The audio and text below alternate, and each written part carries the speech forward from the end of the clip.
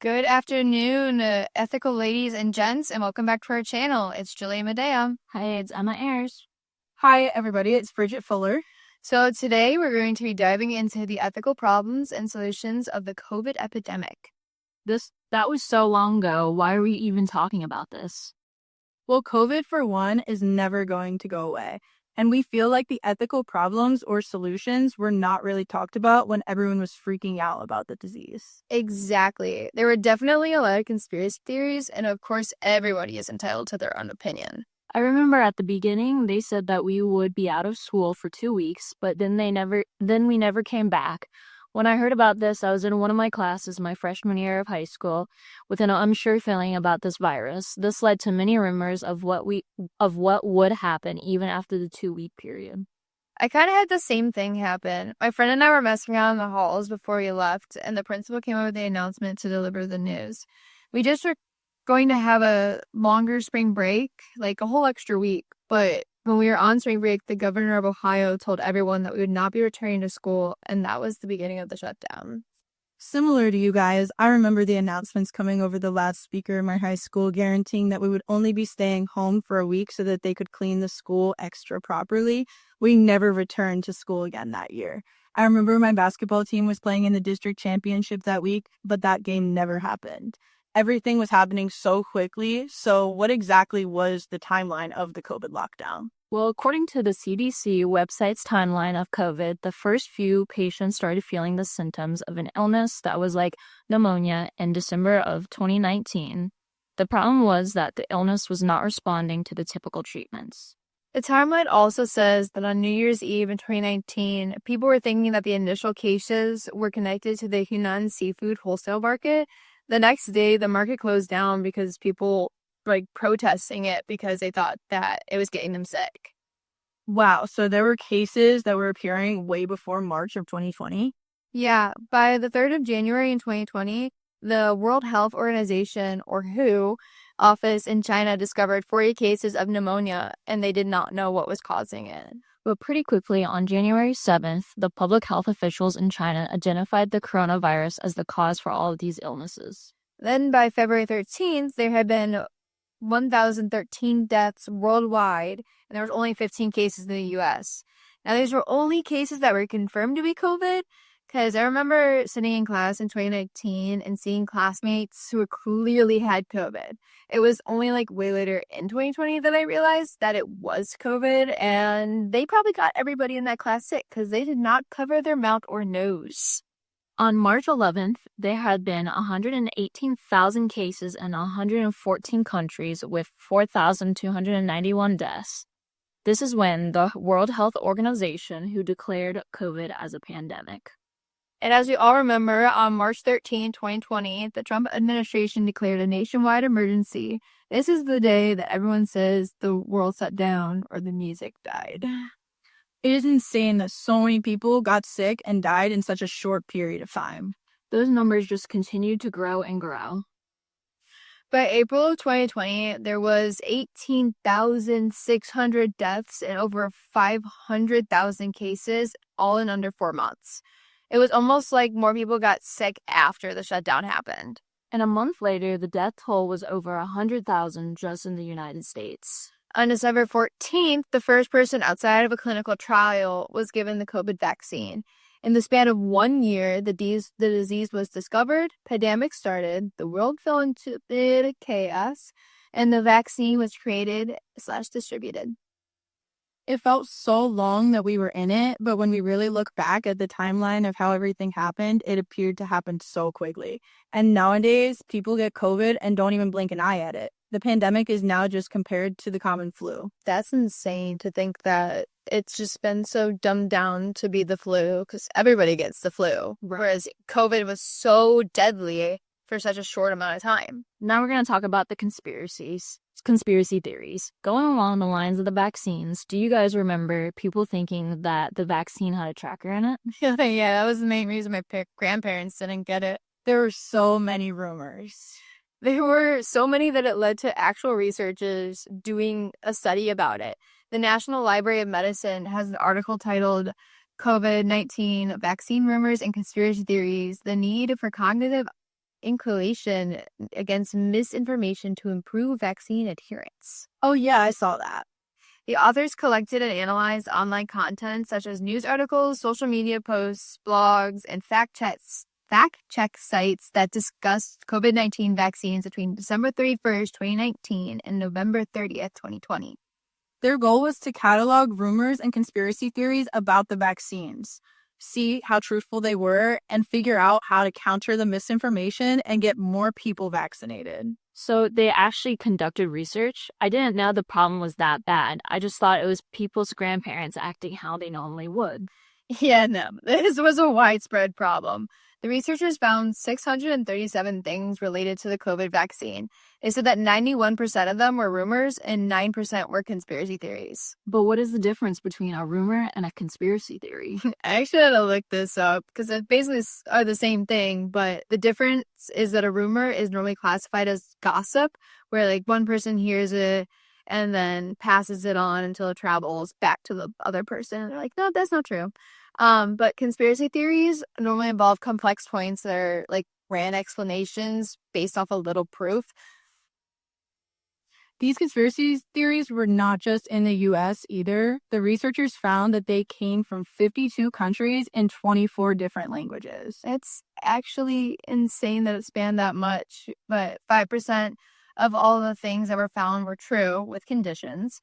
And then 83% were false, 10% were misleading, which is a fancy way of saying false, and same with the 2% that was exaggerated. So pretty much it was all false. So what were all these posts and such about?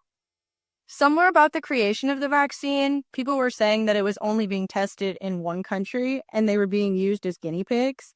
And others were saying that the vaccine caused side effects like infertility, alters DNA, or simply just won't work to prevent COVID. The main thing is that the vaccine contained, but the main thing was that people believed that the vaccine contained microchips for population tracking.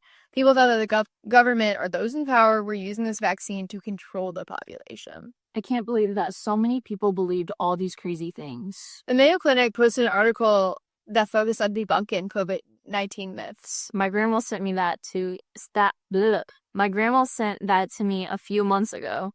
What were the main ones that they focused on? First and foremost, all of these are not true. There are so many. The first one is that the vaccine causes cancer or makes cancer harder to treat. They went on to say that this is not true and probably based on one person's experience and it just spread like wildfire. They checked research and there was no evidence to support this. And then, as you mentioned above, people said that vaccines affects fertility. And the Mayo Clinic said that some women had effects in their menstrual cycle, but it doesn't change the person's ability to get pregnant. And then if men had a fever after the vaccination, they could have produced less sperm for a short amount of time. And it's all just a response to the vaccine. It's not like an actual problem to long-term fertility. Another myth was that the vaccine had a microchip. The Mayo Clinic kept their response short. No, it does not contain a microchip. Another fun one was that people thought that the weather kept you from getting COVID, and this is better than getting the vaccine. So they just thought like when it was colder, they were less likely to get COVID. And again, this is false. COVID can spread in any conditions. Overall, the majority of the comments made by people on social media that mentioned something outrageous about the vaccine were false. What was the Mayo Clinic's response to this? Did the Mayo Clinic say anything is true? They said that the vaccines and medications for COVID are the best way to prevent and treat COVID. Also, that the benefits for the vaccine outweigh the rare effects. It's safer to get the vaccine than to get COVID. I know I'd much rather have a fever for 2 days than like be in the hospital on a ventilator. I think you're totally right. All of this reminds me of where so much of the misinformation even started during the pandemic. An NPR article explained the researchers studied over 200 million tweets about COVID-19 and found that nearly 45% of them came from accounts that acted like bots rather than real people. So almost half of what individuals were seeing online wasn't even created by a real person. That honestly explains why the internet felt so chaotic during that time. Did the researchers say anything else about those accounts? They did. They found more than 100 false narratives being pushed by bot accounts. So when people were debating whether something was true on social media, a lot of that disagreement wasn't just different opinions. Some of it was being created and spread instantly by automated accounts. That's wild. People didn't even know they weren't responding to real people. Exactly. And this connects to our earlier discussions about communication ethics in class. We've talked a lot about how ethical communication needs to be honest, transparent, and respectful of the people receiving the message. Bots don't care about any of that. I know this is not super related, but in Superman, when the monkeys were posting random things about Superman being hate comments about that, did you guys see that?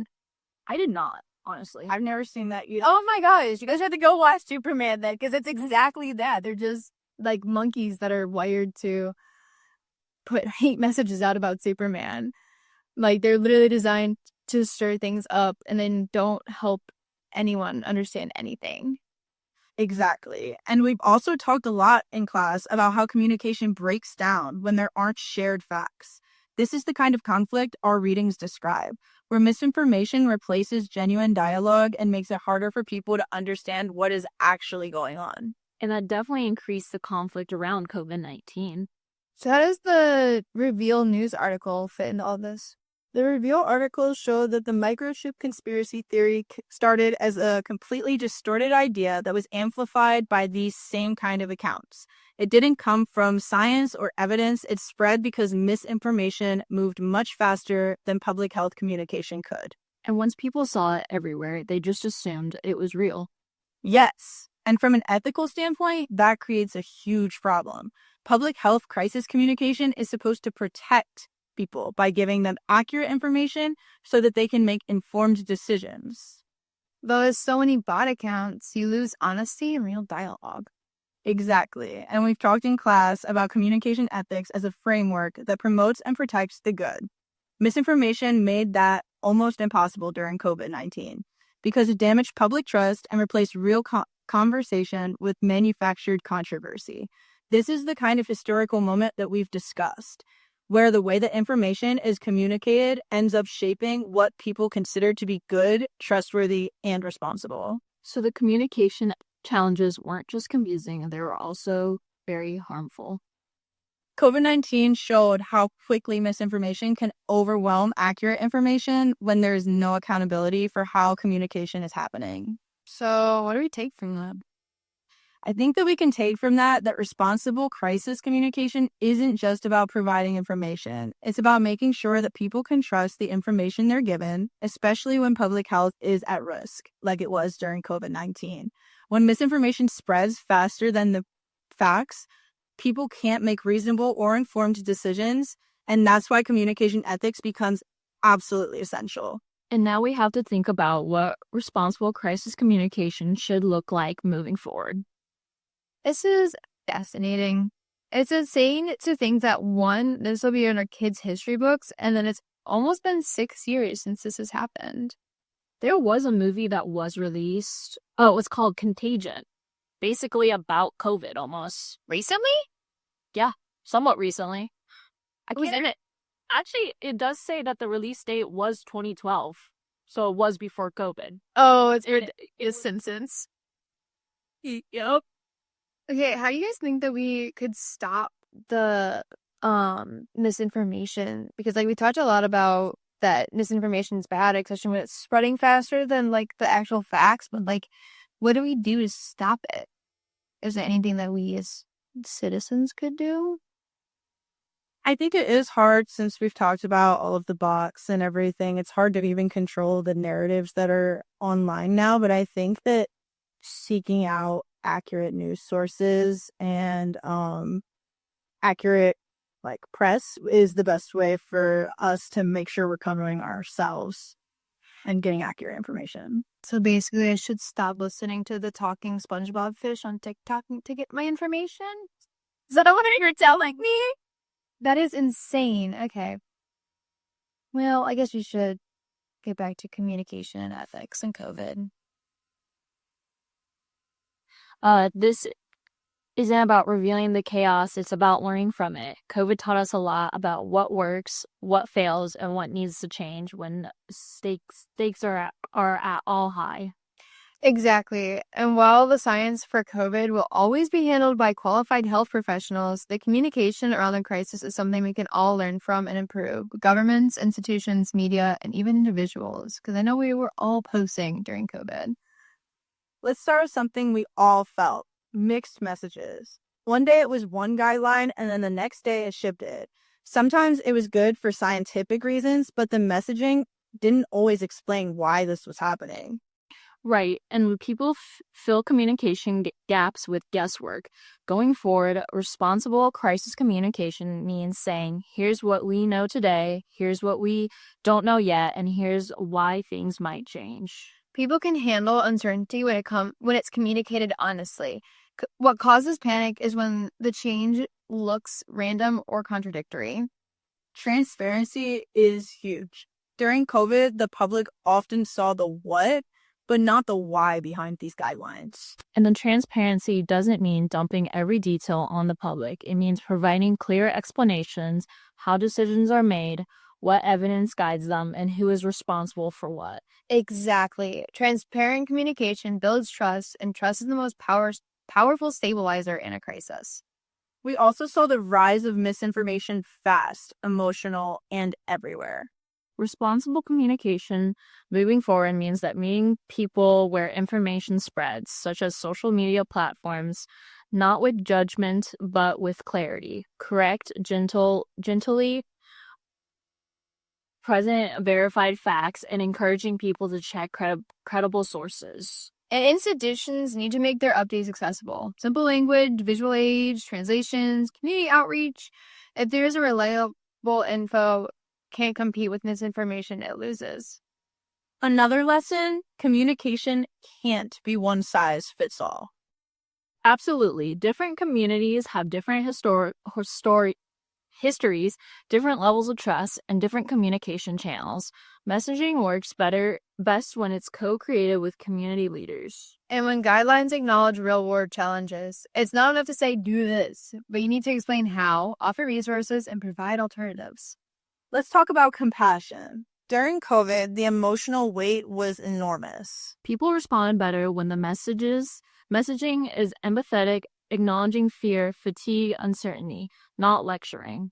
Compassionate communication says, we understand this is hard. Here's how we're going to work to make it better. Empathy builds cooperation. As we have discussed these points, I think we can agree that the communication problems caused by COVID-19 were at least as significant as the virus itself. Unclear timelines, misinformation, and conspiracy theories all became major issues while information to the public kept changing. The worst part of all of this is how fast fake news spread. Social media, bots, and distorted versions of real stories push misinformation faster than public health officials could provide accurate updates. This is exactly why communication ethics and the themes that we learn about in class are so important. We learned that ethical communication requires honesty, it requires transparency, and it requires real dialogue. The pandemic showed that what happens when those principles break down. People lose trust, conflicts grow, and it becomes difficult for communities to come together and decide what actions will benefit everyone. What stands out is that also shows an opportunity to improve public health communication. When messages are clear, timely, and respectful, people have much better chance of understanding what is happening during a crisis. And the sooner we learn to recognize misinformation and teach people how to access credibility, the less likely it is that harmful rumors will overwhelm accurate information in the future. Overall, the pandemic reminded us that communication is much more than simply providing information. It shapes how people understand the world around them, how they relate to others, and how prepared they are to respond in times of crisis. Ethical communication is not something that's optional in our society. It's absolutely necessary for keeping our people safe. So the main question is how we build a communication culture that emphasizes truthfulness, care, and accountability, especially knowing that another crisis will eventually come. Hopefully, by learning from the communication mistakes made during the COVID-19 pandemic, we can do a much better job protecting public trust in the future. Thank you, Ella and Julia, for having this discussion with me, and thank you all for listening. We hope that you all stay informed, that you think critically, and you communicate ethically until the next time that we talk. All right, bye. See ya. Bye. Like and subscribe.